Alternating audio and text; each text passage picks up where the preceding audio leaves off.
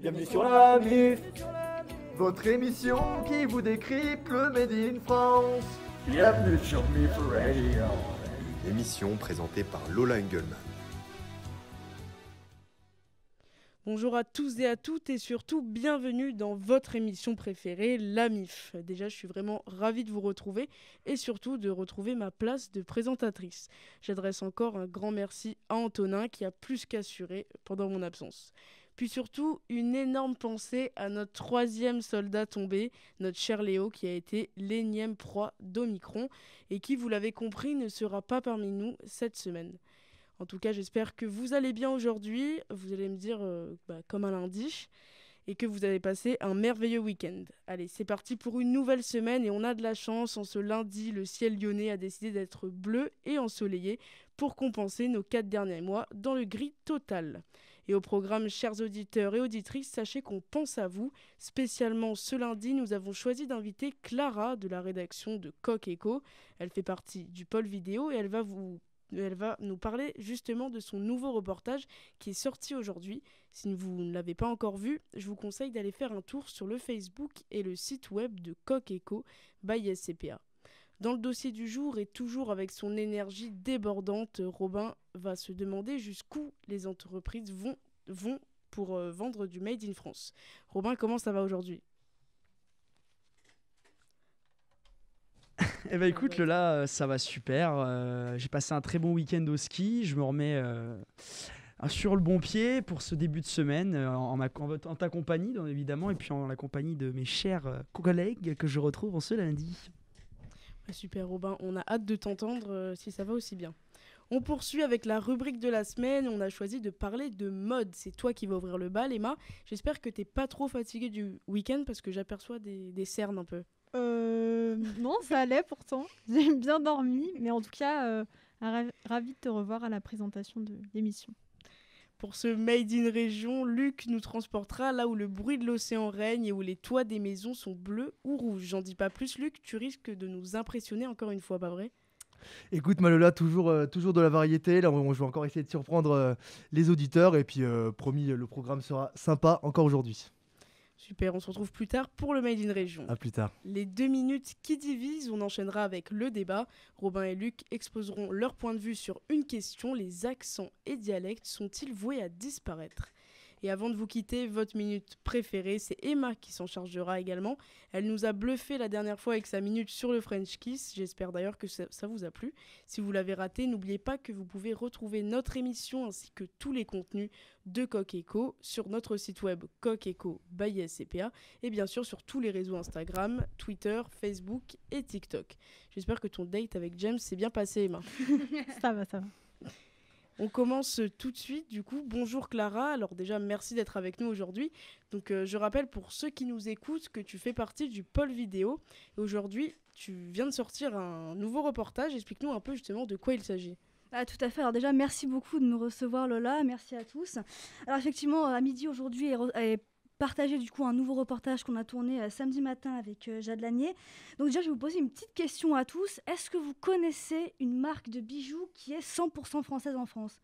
Où les productions sont 100% françaises ? Alors, de mon côté, pas du tout. Mais... Non, ouais, j'aurais du mal à en citer une. Luc, peut-être, non ? J'aurais dit Agatha, mais j'en suis pas sûr. Alors écoutez, moi je me suis posé cette question-là et j'ai rencontré du coup une créatrice qui produit 100% français. Ça s'appelle Zoé Bonbon. Et donc, comment cette boutique a-t-elle réussi à émerger économiquement ? C'est la question qu'on s'est posée.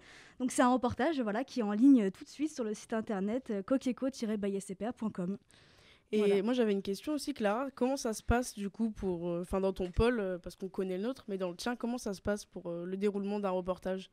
Alors écoutez, on transmet déjà une idée. Donc je suis en duo avec Jade Lanier. Donc on a une idée généralement qui nous vient comme ça. On les transmet au rédac chef qui valide ou pas le sujet. Et puis détermine un peu notre angle. Et après, donc on prend directement contact avec les personnes concernées. Et après, ça part en tournage directement et on prend un kiff total. Donc voilà, généralement, ça se boucle en une matinée, généralement. Ouais. Là, samedi matin, c'était Vous travaillez même les week-ends, du coup. Ouais, mais bon, c'est du kiff, donc on balance même les week-ends, il n'y a pas de souci, quoi. Ok, merci beaucoup, Clara. Merci à on te vous. souhaite bonne chance Clara. Bonne émission. le reste de la semaine. Merci beaucoup. Merci à toi Clara. Des t-shirts bio et made in France, c'est le défi d'une entreprise basée dans l'Aveyron. En ce moment, les t-shirts sont soldés à un taux de pourcentage relativement élevé, une initiative qui interroge Coq Eco et nous incite à nous demander jusqu'où les entreprises vont-elles pour sensibiliser les clients au Made in France. Robin, éclaire-nous sur ce mystère. Moins 95%, c'est le pourcentage de réduction proposé par l'entreprise T-shirt propre pour vendre ces t-shirts 100% Made in France et bio. Et pour ceux qui ne l'avaient pas remarqué, en ce moment, c'est les soldes. Si beaucoup de commerçants font grise mine dû au coût du Made in France, certains n'hésitent pas à casser les prix davantage pour s'en sortir. C'est le cas de T-shirt propre, une entreprise qui a ses ateliers à Saint-Gorges-de-Luzançon, dans l'Aveyron. Cette entreprise, dirigée par 3 membres de la même famille, ont décidé d'aller encore plus loin dans leur démarche. Cette casse des prix totalement irréaliste a un but moralisateur. Effectivement, la marque ruthénoise espère ainsi faire prendre conscience aux consommateurs de ce que représente cette différence de prix. Vous n'y croyez pas ? Eh bien, sachez que vous avez raison. Ce rabais de 95% n'est qu'une illusion. Et pour cause, Fabien Burguière, le cofondateur de T-shirt propre, explique la démarche, je cite: « Depuis la création de l'entreprise en 2016, on a pris la décision de ne pas faire de soldes puisqu'on a choisi de proposer nos produits à leur prix qu'on trouvait juste tout au long de l'année. Du coup, on s'est permis de se moquer un peu de nos confrères qui faisaient toujours les soldes. En effet, cela s'avère normal pour le cofondateur de s'interroger sur la différence de prix. Pour les méconnaisseurs, il s'agit près d'une quarantaine d'euros pour un t-shirt propre. Mais avec ce texte sur leur site, ces derniers ont voulu, je cite, expliquer la démarche et le pourquoi du comment, et surtout informer que produire du Made in France, forcément, ça a des coûts. Pour couronner un petit peu le tout, ces dernières années, les soldes ont pris une ampleur telle qu'ils sont devenus un business à part entière pour les entreprises, s'avérant très lucratif. Dans le prêt à porter, les ventes réalisées sur les produits soldés représentent 45% du total des ventes réalisées en moyenne, contre 34% seulement en 2011 par exemple. Cette augmentation récente est devenue phénoménale, puisque pour les entreprises, il ne s'agit plus d'écouler les invendus d'une ancienne collection, mais bel et bien de profiter au maximum de cette aubaine commerciale. Excusez-moi, j'ai un petit peu la voix qui est partie un petit peu. Je vois ta veine de coups qui ressort. Ouais, c'est un peu compliqué là. Doucement, Robin. Merci beaucoup, Robin. Donc, fausse joie, les t-shirts ne sont pas à 95% parce qu'effectivement, produire Made in France, c'est loin d'être gratuit. Et surtout que, bon, je peux me permettre, Lola, c'est vrai que le Made in France, c'est relativement cher. Et bon, si j'étais un pur client, de voir un produit à moins 95%, c'est vrai que ça attire évidemment l'attention et c'est extrêmement rare. Je ne sais pas ce que vous en pensez, vous les autres, mais... C'est un joli coup de com'. Ah bah, complètement. Vous verrez jamais, je pense, d'une solde à moins 95%. Quoi. Non, c'est ce qu'on avait dit. On avait déjà dit, pour avoir un modèle viable en 100% Made in France, c'est pas possible de le faire déjà quasiment 100% Made in France. Alors en plus, avec des éventuels soldes de ce registre-là, c'est trop fort, quoi. Ça ne peut pas le faire. Tout à fait. Ce sera plus tard pour faire du bien au compte bancaire. On Exactement. le sait, la France est connue pour être un pays de luxe. Les plus grandes marques de luxe sont d'ailleurs françaises, une branche qui fait le prestige de notre pays, mais de plus en plus critiquée pour ses méthodes de fabrication. Aujourd'hui, les animaux sont toujours utilisés dans la confection de certains produits de luxe. Toutefois, une bonne nouvelle, certaines grandes marques y renoncent progressivement. Les explications d'Emma Resguer. Mercredi dernier, l'influenceur Jérém Star brandissait un serpent dépecé et sanglant devant la boutique Louis Vuitton, avenue des Champs-Élysées. Une action choc contre la marque de luxe française accusée de maltraitance animale pour confectionner ses produits. D'ailleurs, l'association PETA, qui lutte contre les droits des animaux, a récemment publié une enquête chez les fournisseurs de LVMH, maison mère de Louis Vuitton. On y voit des images insoutenables sur des reptiles notamment. Mais accabler ce monde Louis Vuitton serait une erreur. En effet, elle n'est pas la seule marque de luxe française à utiliser les animaux pour ses produits. Malheureusement, encore de nombreuses entreprises pratiquent le commerce des peaux exotiques et le dépeçage à vif et sanglant. C'est le cas par exemple d'Hermès et ses sacs en peau de crocodile ou de Dior et sa vraie fourrure. Mais attention Lola, les temps changent. Après des années de vidéos chocs, d'enquêtes, de preuves de maltraitance et de critiques, plusieurs grandes marques françaises commercialisant de la fourrure animale abandonnent cette pratique. Dernièrement, c'est le groupe de luxe Kering qui a annoncé arrêter la fourrure animale au profit des tissus synthétiques. Alors ratons laveurs et renards ne seront plus visibles dès les collections automne 2022. Balenciaga, Saint Laurent ou encore Alexander McQueen sont entre autres concernés par cette mesure. Alors aujourd'hui, de nouvelles alternatives aux matières animales se développent de plus en plus. Pour le cuir, il existe par exemple le cuir vegan. Cela peut être du cuir de liège, de pomme ou encore d'ananas.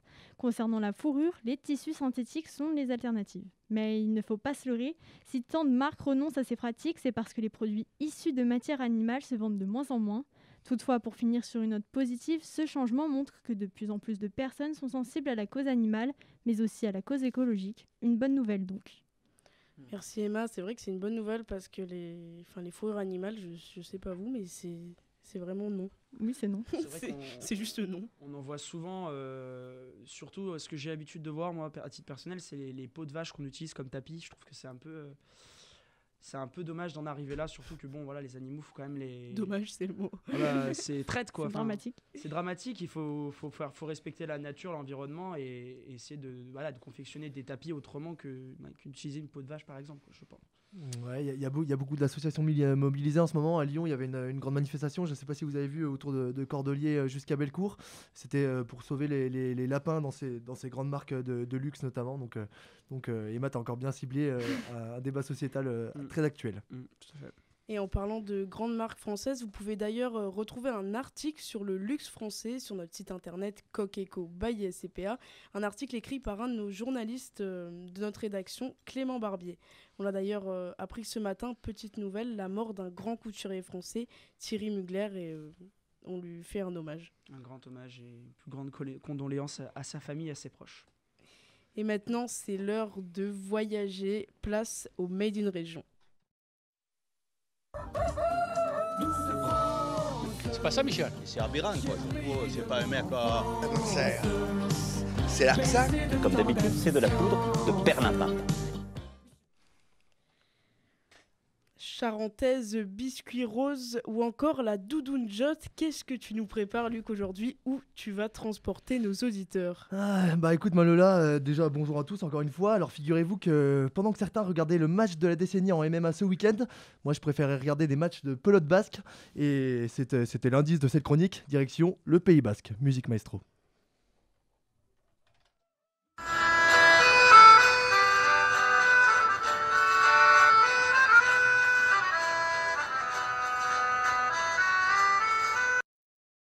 Alors, où que l'on se trouve au Pays Basque, on n'y échappe pas. La pelote, c'est un sport local que l'on pratique dès le berceau.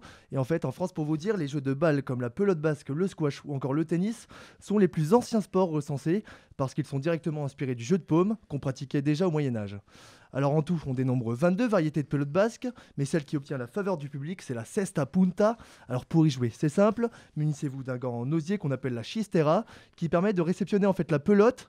On y joue par équipe de 2 dans une salle fermée de 28 mètres de longueur. Le terrain est délimité, lui, en 4 zones, de la zone 4 à 7. Et le but est simple, envoyer la balle contre le mur et qu'elle arrive hors de portée de ton adversaire.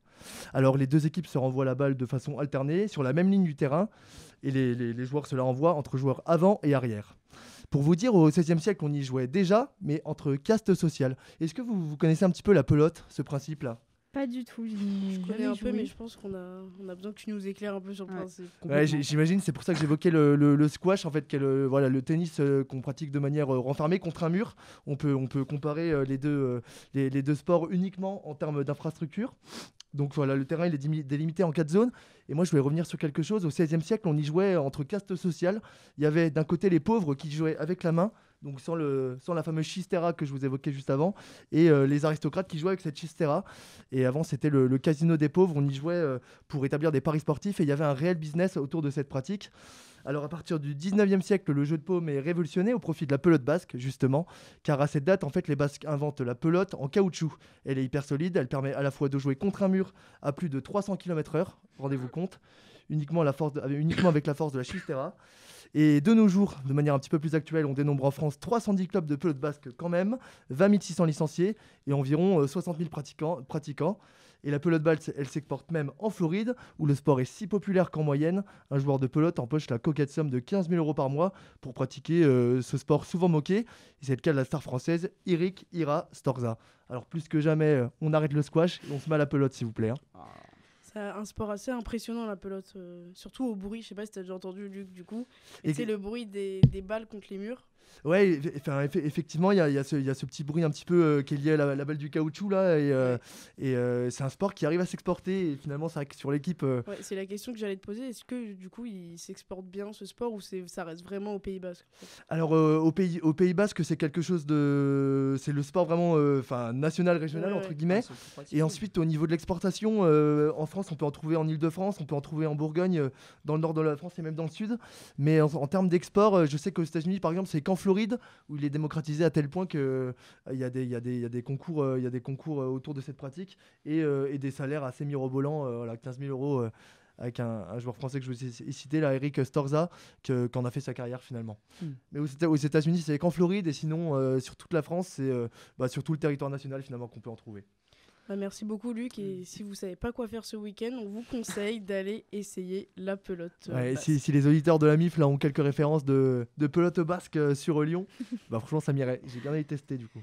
On ira essayer ce week-end Luc. Super. Allez, place au débat du jour. Les accents et dialectes sont-ils voués à disparaître? Luc et Robin, à vos arguments, c'est parti.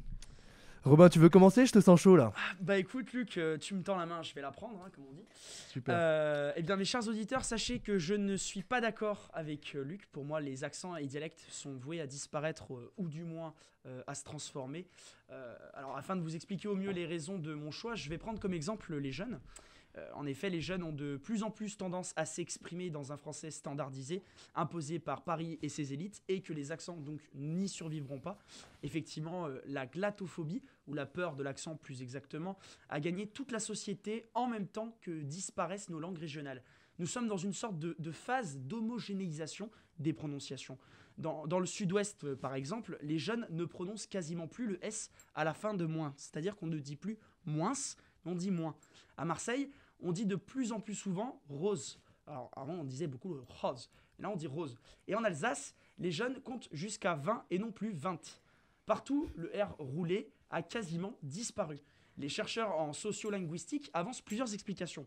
La première, c'est la mobilité, c'est-à-dire qu'on déménage et on perd son accent. Beaucoup gomment aussi leur prononciation pour faciliter leur trajectoire sociale et professionnelle, au point de prendre des cours d'orthophonie. Parce qu'avoir un accent aujourd'hui en France, c'est risquer d'être moqué comme un plouc, accent picard ou accent alsacien en tête, mais pas seulement. Même l'accent du Sud, qui bénéficie d'un a priori sympathique, peut très vite devenir pas sérieux. Écoute Robin, c'est intéressant. Alors moi je vais reprendre ta rhétorique de départ. Le français est-il en train de se standardiser pardon. Eh bien contrairement à ce que tu penses Robin, la disparition des accents elle n'est pas forcément écrite. Alors c'est sûr, y a des résistants à la mondialisation, il y en a dans quelques régions, je vais vous le citer. Si je vous dis Robert, passe-moi le sel, là c'est à côté du Vieux-Port, en passant pour la Bourgogne ou du Creusot, moi le ciel du Creusot, je le produis et tout ça, des accents, on en entend tous les jours. Parce qu'au Creusot par exemple, il y a des industries, des métiers artisanaux qui perdurent jusqu'à aujourd'hui, qui ont fait que les accents ont pas forcément disparu de la région. Et le constat de la disparition des accents, il est implacable. Mais autour de cette pièce, moi j'ai envie de vous dire que l'accent marseillais, quand on part en vacances, on l'entend toujours. Je vous ai fait l'imitation de Robert et son pastis. Mais qui n'a jamais été surpris aussi d'entendre les Lensois là, après une victoire s'esclaffer autour d'une victoire en prononçant ces mots. Ça se voit qu'il vient pas du schnorr à l'arbitre, parce que nous on méritait de gagner. Bon, d'ailleurs, l'une des raisons pour laquelle le président Macron a choisi Jean Castex comme Premier ministre, c'était bien évidemment pour ses compétences, mais aussi pour son accent du Gers, qui passe mieux auprès des Français. Au moment où Édouard Philippe avait une cote de popularité en chute libre, ça veut bien dire que contrairement à ce que tu disais, les accents ils sont encore importants pour les Français du terroir. Il faut que les Français du terroir entendent des accents.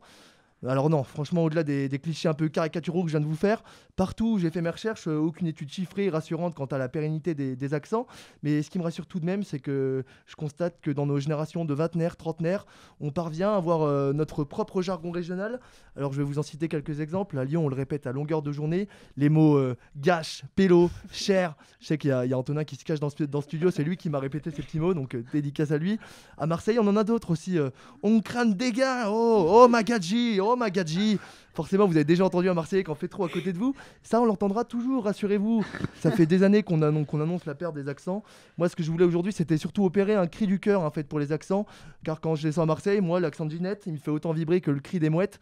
Alors, s'il vous plaît, les jeunes de la jeune génération, là, gardez vos accents. Et puis, il faut qu'on milite, il faut qu'on chante la langue de Coqueco, la langue des accents. Alors Luc, je vois que c'est un sujet qui te tient pas mal à cœur parce que ouais. t'as été vraiment plutôt... Tu gères les accents, Luc. T'as été convaincant.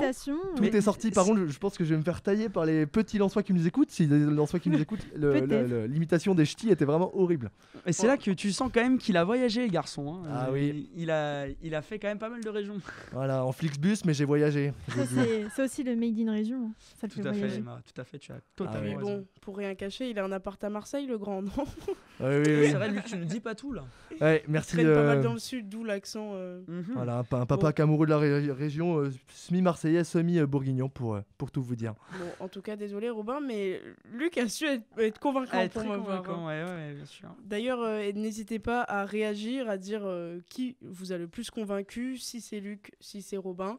N'hésitez pas à dire ce que vous en avez pensé en commentaire sur YouTube et Instagram. Votez pour moi. Toujours plus. Emma, personnellement, j'ai adoré ta dernière minute décalée sur le French Kiss. Et j'espère que celle-là sera encore plus belle. C'est à toi et j'ai hâte. Eh bah, merci Lola d'avoir aimé. Donc aujourd'hui, je vais rester un peu dans la même lignée. Alors j'ai fait le French Kiss jeudi dernier. Donc là, je vais parler de la bise. Ah là là, la culture française. La bise, c'est un acte typiquement français. Ah bah oui, parce que les Français ne se contentent pas de dire bonjour comme tout le monde, ou bien de se serrer la main. Non, les Français sont toujours à part les autres. Il nous faut toujours plus de contact, et décidément, dès qu'on a une occasion d'être tactile, on saute dessus. Alors plus qu'une tradition, la bise est devenue une habitude et même un réflexe. Et moi, j'ose le dire, oui, merci la Covid, parce qu'en ce moment, la bise, c'est plutôt déconseillé, et franchement, c'est pas si mal. Quand t'arrives dans un repas de famille et qu'il faut faire la bise à 30 personnes, ça va 2 minutes. L'angoisse. Mais il y a pire encore, Lola, il y a pire. En général, on en fait 2, mais parfois, il faut faire 3 ou 4 bises. Tout dépend des régions. Et là, c'est l'angoisse. Tout devient encore plus compliqué. La semaine dernière, petit week-end improvisé à Montpellier. J'arrive en soirée, 20 personnes au total. Alors je commence à faire la bise, et là, malheur! Faut en faire 3 à chaque fois. Alors au final, j'ai passé plus de temps à faire la bise qu'à m'amuser.